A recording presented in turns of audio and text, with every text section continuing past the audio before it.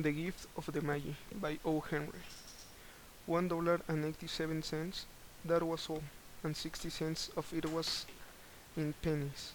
Pennies saved one and two at a time by bulldozing the grocer and the vegetable man and the butcher until one's cheeks burned with the silent invitation of parsimony that such close dealing implied. 3 times Della counted $1.87, and the next day would be Christmas. There was clearly nothing left to do but flop down on the shabby little couch and howl. So Della did it, which instigates the moral reflection that life is made up of sobs, sniffles, and smiles, with sniffles predominating. While the mistress of the home is gradually subsiding from the first stage to the second, take a look at the home. A furnished flat at 8 per week. It did not exactly beggar description, but it certainly had that word on the lookout for the medicancy squad. In the vestibule below was a letter box into which no letter would go, and an electric bottom from which no mortal finger could coax a ring.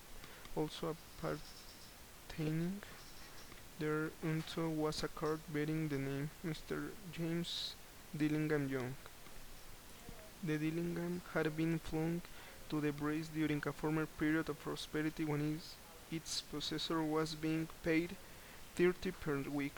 Now, when the income was shrunk to 20, the letters of Dillingham looked blurred, as though they were thinking seriously of contracting to a modest and unassuming doctor. But whenever Mr. James Dillingham Young came home and reached his flat above, he was called Jim and greatly huge by Mr. James Dillingham Young, already introduced to you as Della, which is all very good.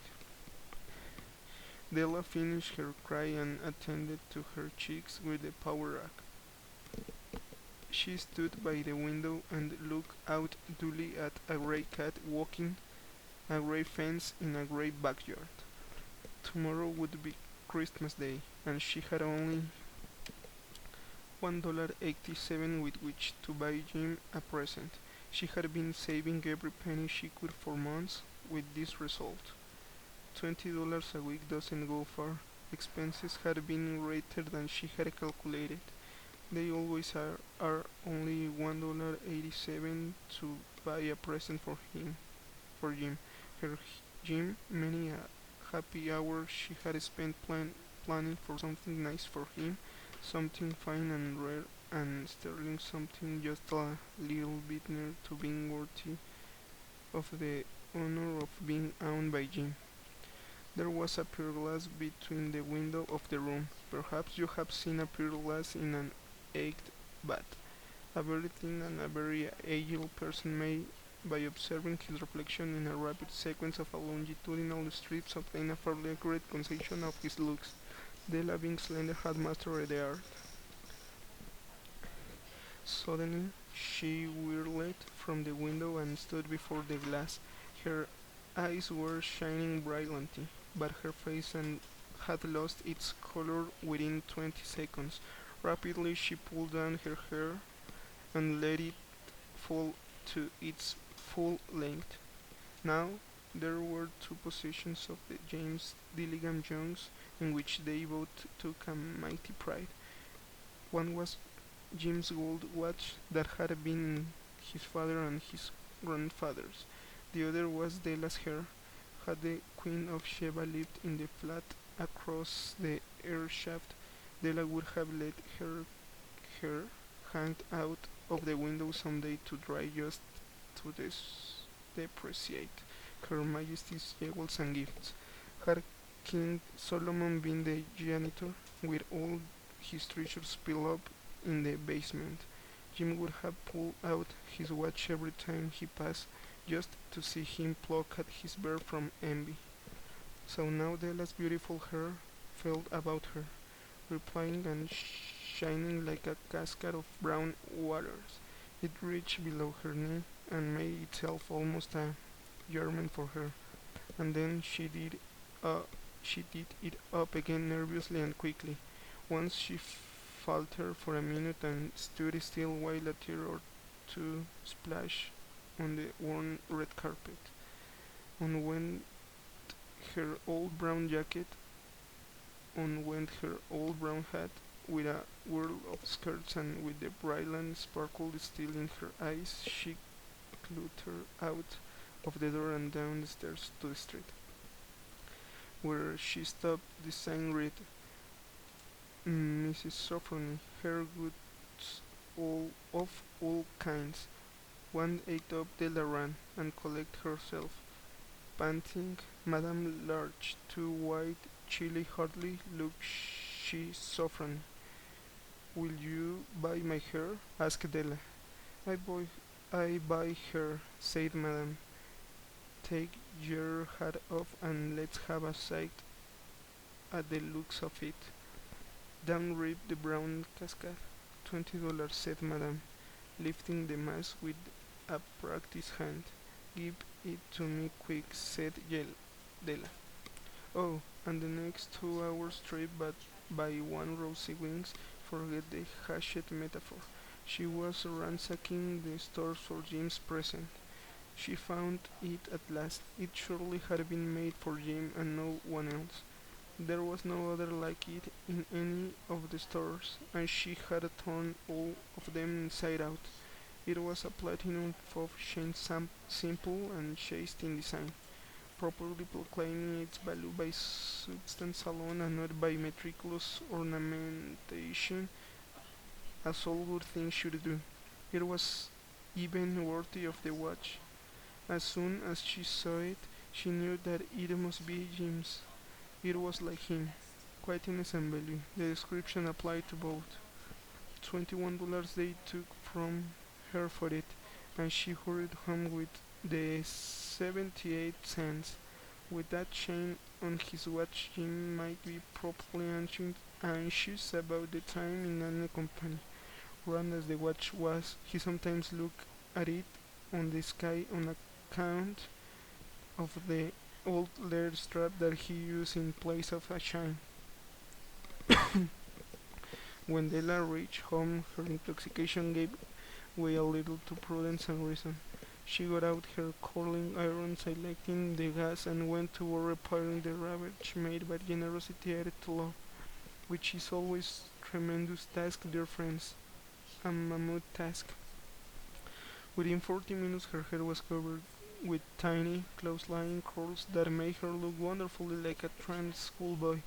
She looked at her reflection in the mirror long, carefully and critically. If Jim doesn't kill me, she said to herself before he takes a second look at me, he'll say I look a corny Iceland curse girl. But what could I do with $1.97? At 7 o'clock the coffee was made and the frying pan was on the back of the stove hot and ready to cook the chops. Jim was never late. Della doubled the fob chain in her hand and sat on the corner of the table near of the door that he always entered. Then she heard his step on the stairs away down on the first flight, and she turned white for just a moment. She had an habit of saying little silent prayers about the simplest everyday things, and now she whispered, "Please God, make him think I'm still pretty." The door opened and Jim stepped in a closet. He looked in and very serious. Poor fellow, he was only 22, and to be burdened with a family he needed a new overcoat and he was without gloves. Jim stepped inside the door, and immovable as a setter at the scent of quail, his eyes were fixed upon Della, and there was an expression in them that she could not read, and terrified her. It was not anger, not surprise, not disapproval, not horror, nor any of the sentiments that she had been prepared for. He simply stared at her fixedly with a peculiar expression on his face. Della ran off the table and went for him. "Jim, darling," she cried, "don't look at me that way. I had my hair cut off and salted because I couldn't have lived through Christmas without giving you a present. It will grow out again. You won't mind, will you? I just had to do it." My hair grows awfully fast. Say Merry Christmas, Jim, and let's be happy. You don't know what a beautiful, nice gift I got for you. You have cut off your hair? Asked him, laboriously, as if he had not arrived at the patent fact yet, even after the hardest mental labor. Cut it off and sold it, said Della. Don't you like me just as well? Anyhow, I'm me without my hair, and I?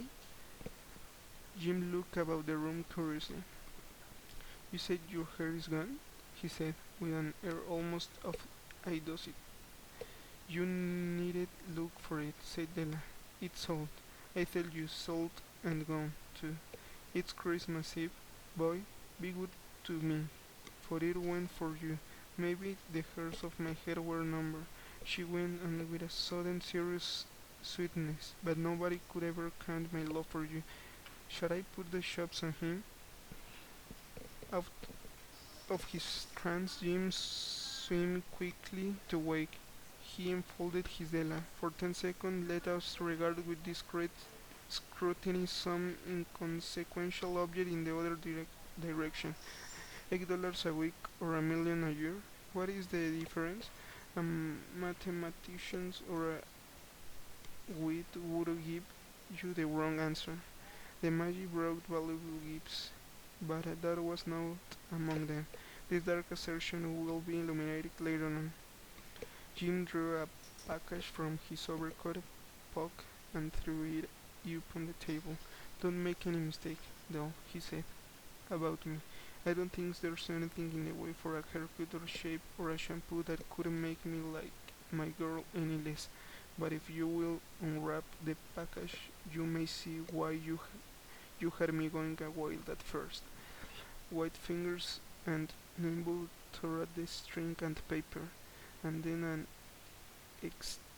ecstatic scream of joy, and then, alas, a quick feminine change to hysterical tears and wails, necessitating the immediate employment of all the comforting powers of the lord of the flat.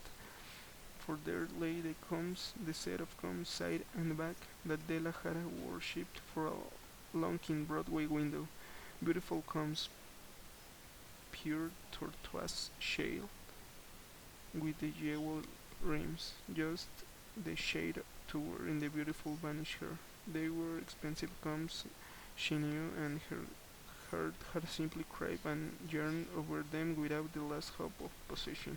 And now there were hers, but the tresses that should have adorned the coveted adornments were gone. But she hushed them to her bosom, and at length she was able to look up with dim eyes and smile and say, My hair grows so fast, Jim. And then Della leaped up like a little singed cat and cried, Oh, no. Jim had not yet seen his beautiful present. She held it out to him eagerly upon her open palm. The dull precious metal seemed to flash with a reflection of her bright and ardent spirit. Isn't it a dandy, Jim? I hunt all over town to find it. You will have to look at that time 100 times a day now. Give me your watch. I want to see how it looks on it. Instead of it, Jim tumbled down on the couch and put his hands under the back of his head and smiled. Del, said he, let's put our Christmas present away and keep him a while.